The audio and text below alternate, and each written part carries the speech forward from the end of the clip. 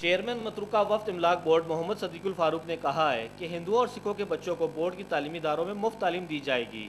Board نے وفاقی حکومت سے ادارے کو حقیقی معنوں میں خود مختار بنانے کی سفارش کی ہے۔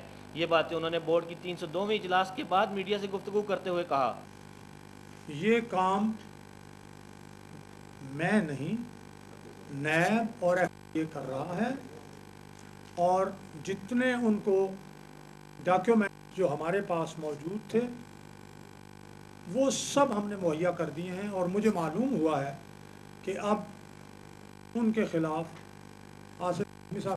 چند کیس مکمل ہو چکے ہیں لحاظ سے، اور میرے خیال میں آنے والے ہفتے میں وہ ان کی بنیاد پر وہ آگے بڑھے۔ اسی طرح ایف آئی اے نے کافی کیسوں پہ کام کیا ہے، اور ہم نے بہت سے کیسز جو ہیں وہ ان کو دیے۔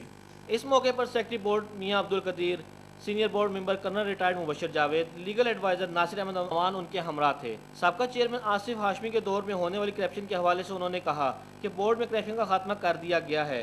پچھلے دور میں ہونے والی کرپشن کی تمام تحقیقات نیب کر رہا ہے۔ کیمرہ مین عمران مغل کے ساتھ شہزاد راجپوت، پاک نیوز، لاہور۔